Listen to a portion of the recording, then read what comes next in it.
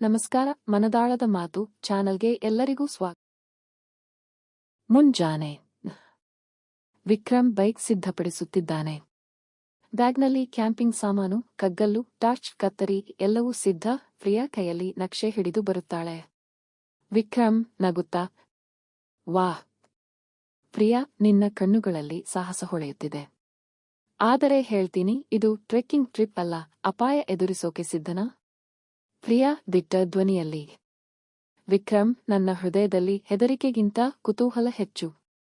ಈ ನಕ್ಷೆ ನನಗೆ ಕರೆದೊಯ್ಯುತ್ತಿದೆ. ಯಾವ ಅಪಾಯ ಬಂದರೂ ನಾನು ಹಿಂತಿರುಗುವುದಿಲ್ಲ. ಇಬ್ಬರೂ ಬೈಕ್ ಹತ್ತಿ ಪಶ್ಚಿಮಘಟ್ಟದ ದಟ್ಟ ಕಾಡಿನ ದಾರಿಯಲ್ಲಿ ಸಾಗುತ್ತಾರೆ. ಮಳೆಯ ಹನಿಗಳು ಬಿದ್ದರೆ ಹಸಿರು ಎಲೆಗಳಿಂದ ಹನಿಯ ಸದ್ದು ಕೇಳಿಸುತ್ತದೆ. ಪ್ರಿಯಾ ಆಕಾಶ ಕಡೆ ನೋಡುತ್ತಾ, ಎಷ್ಟು ಸುಂದರ ಪ್ರಕೃತಿ. ಆದರೆ ಈ ದಾರಿಯಲ್ಲಿ ನಿಧಿ ಅಡಗಿದೆ ಅಂದ್ರೆ ನಂಬೋಕೆ ಕಷ್ಟವಾಗುತ್ತಿದೆ. ವಿಕ್ರಮ್ ನಗುತ್ತಾ, ನಿಧಿ ಅಂದ್ರೆ ಯಾವಾಗಲೂ ಅಚ್ಚರಿಯಲ್ಲಿರುತ್ತೆ. ಸುಲಭವಾಗಿ ಸಿಕ್ಕಿದ್ರೆ ಅದನ್ನು ಸಾಹಸ ಅಂತ ಹೇಳೋದಿಲ್ಲ. ಕಾಡಿನ ದಾರಿಯಲ್ಲಿ ಅಕಸ್ಮಾತ್ ದೊಡ್ಡ ಶಬ್ದ, ಗಿಡಗಳೊಳಗಿಂದ ಕಾಡುಕೋಣ ಹೊರಗೆ ಬರುತ್ತದೆ. ಪ್ರಿಯಾ ಅಂಜುತ್ತಾಳೆ. ಪ್ರಿಯಾ ಕಣ್ಣೆರಡು ಬಿಗಿದು, ಅಯ್ಯೋ, ಇದು ನಿಜವಾಗಿಯೂ ಅಪಾಯಕರ ದಾರಿಯಂತೆ ಕಾಣುತ್ತಿದೆ. ವಿಕ್ರಮ್ ಅವಳ ಕೈ ಹಿಡಿದು, ಶಾಂತವಾಗು. ಕಾಡುಕೋಣ ದಾರಿ ಹಾದು ಹೋಗಿದ ಮೇಲೆ ನಮಗೆ ತೊಂದರೆ ಮಾಡೋದಿಲ್ಲ. ನೆನಪಿರಲಿ, ನಿಧಿ ಹುಡುಕೋಕೆ ಮೊದಲು ನಿನ್ನ ಧೈರ್ಯ ಉಳಿಸಬೇಕು. ಕೋಣ ಹೋದ ಮೇಲೆ ಇಬ್ಬರೂ ಸ್ವಲ್ಪ ನೆಮ್ಮದಿಯಿಂದ ನಡೆಯಲು ಶುರು ಮಾಡುತ್ತಾರೆ. ಪ್ರಿಯಾ ನಗುತ್ತಾ, ಧೈರ್ಯವನ್ನ ನನಗೆ ನೀನೇ ಕೊಡ್ತಾ ವಿಕ್ರಮ್. ಇಲ್ಲದಿದ್ದರೆ ನಾನು ಈಗಲೇ ಹಿಂತಿರುಗುತ್ತಿದ್ದೆ. ವಿಕ್ರಮ್ ಸ್ನೇಹಭರಿತ ನಗು. ನೀನು ನನ್ನ ಜೊತೆ ಇದ್ದರೆ ಯಾವ ದಾರಿಯೂ ಕಷ್ಟವಲ್ಲ. ಬಾ, ನಕ್ಷೆಯಲ್ಲಿ ತೋರಿಸಿದಂತೆ ಮುಂದೆ ಗುಹೆಯ ಸುಳಿವು ಸಿಗಬೇಕು. ಇಬ್ಬರೂ ದಟ್ಟ ಕಾಡಿನೊಳಗೆ ನಕ್ಷೆ ನೋಡಿ ಸಾಗುತ್ತಾರೆ. ಹಕ್ಕಿಗಳ ಶಬ್ದ, ಮಂಜಿನ ದಾರಿ, ಕಲ್ಲಿನ ಕಡು ಏರಿಕೆ ಎಲ್ಲವೂ ಸಾಹಸಮಯವಾಗುತ್ತದೆ. ಮಧ್ಯಾಹ್ನ ದಟ್ಟ ಕಾಡನ್ನು ದಾಟಿದ ಮೇಲೆ ಇಬ್ಬರೂ ಹಳೆಯ ದೇವಸ್ಥಾನದ ಅವಶೇಷ ತಲುಪುತ್ತಾರೆ.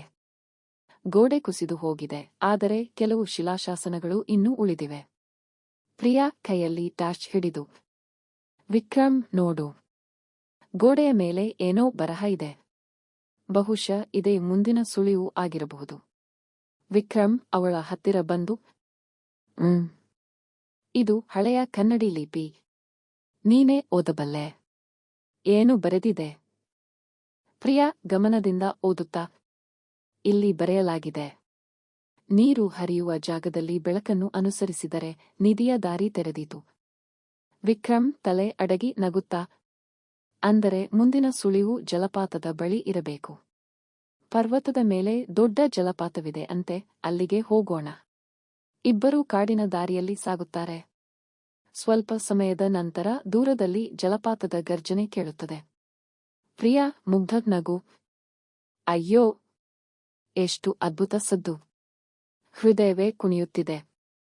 ವಿಕ್ರಮ್ ಅವಳ ಕಣ್ಣು ನೋಡಿ, ನಿನ್ನ ಕಣ್ಣುಗಳಲ್ಲಿ ಆನಂದ ಕಂಡಾಗ ನನಗೆ ನಿಜವಾದ ನಿಧಿ ಸಿಕ್ಕ ಹಾಗೆ ಅನಿಸುತ್ತದೆ. ಪ್ರಿಯಾ ನಾಚುತ್ತಾಳೆ. ತಕ್ಷಣ ವಿಷಯ ಬದಲಿಸುತ್ತದೆ. ಪ್ರಿಯಾ, ಅದರ ಬದಲು ನಕ್ಷೆ ನೋಡೋಣ. ಅಲ್ಲಿ ಗುಹೆಯ ಬಾಗಿಲು ಇರುವಂತೆ ಕಾಣುತ್ತಿದೆ. ಜಲಪಾತದ ಕೆಳಗೆ ತಲುಪುತ್ತಾರೆ. ಕಲ್ಲಿನ ನಡುವೆ ಗುಪ್ತ ಬಾಗಿಲಿನಂತೆ ಕಾಣುವ ರಂಧ್ರ ಇದೆ. ಪ್ರಿಯಾ ಉತ್ಸಾಹದಿಂದ, ವಿಕ್ರಮ್ ನೋಡು, ಇಲ್ಲಿ ಒಳಗೆ ಹಾದಿ ಇದೆ. ಇದೇ ನಿಧಿಯ ದಾರಿ ಇರಬಹುದು. ವಿಕ್ರಮ್ ಗಂಭೀರವಾಗಿ, ಹೌದು, ಆದರೆ ಎಚ್ಚರ, ಇಂತಹ ಗುಹೆಗಳಲ್ಲಿ ಯಾವಾಗಲೂ ಅಪಾಯ ಅಡಗಿರುತ್ತೆ. ಬಾ, ನಾವು ಒಟ್ಟಿಗೆ ಒಳಗೆ ಹೋಗೋಣ. ಅವರು ಒಳಗೆ ಹೋಗಲು ತಯಾರಾಗುತ್ತಿದ್ದಂತೆಯೇ ಅಕಸ್ಮಾತ್ ಕೆಲವು ಅಪರಿಚಿತ ವ್ಯಕ್ತಿಗಳು, ದರೋಡೆಕೋರರ ಗುಂಪು ಅವರನ್ನು ಅಡ್ಡಗಟ್ಟುತ್ತಾರೆ. ದರೋಡೆಕೋರ ನಾಯಕ, ನಕ್ಷೆ ನಮ್ಮ ಕೈಗೆ ಕೊಡಿ. ಈ ನಿಧಿ ನಮ್ಮದು. ನೀವು ಒಳಗೆ ಹೋಗೋಕೆ ಅರ್ಹರಲ್ಲ. ಪ್ರಿಯಾ ಆಶ್ಚರ್ಯದಿಂದ, ಅವರು ಹೇಗೆ ನಮ್ಮ ಬಗ್ಗೆ ತಿಳಿದುಕೊಂಡರು? ಮುಂದೆ ಏನ್ ಆಯಿತು? ಕಳ್ಳರ ಗುಂಪು ಏನ್ ಮಾಡಿದ್ರು ಅಂತ ಮುಂದಿನ ಭಾಗದಲ್ಲಿ ನೋಡೋಣ. ಕತೆ ಇಷ್ಟ ಆದ್ರೆ ಲೈಕ್ ಮಾಡಿ, ಶೇರ್ ಮಾಡಿ, ಸಬ್ಸ್ಕ್ರೈಬ್ ಮಾಡಿ, ಮತ್ತೆ ತಪ್ಪದೇ ಕಾಮೆಂಟ್ ಮಾಡಿ.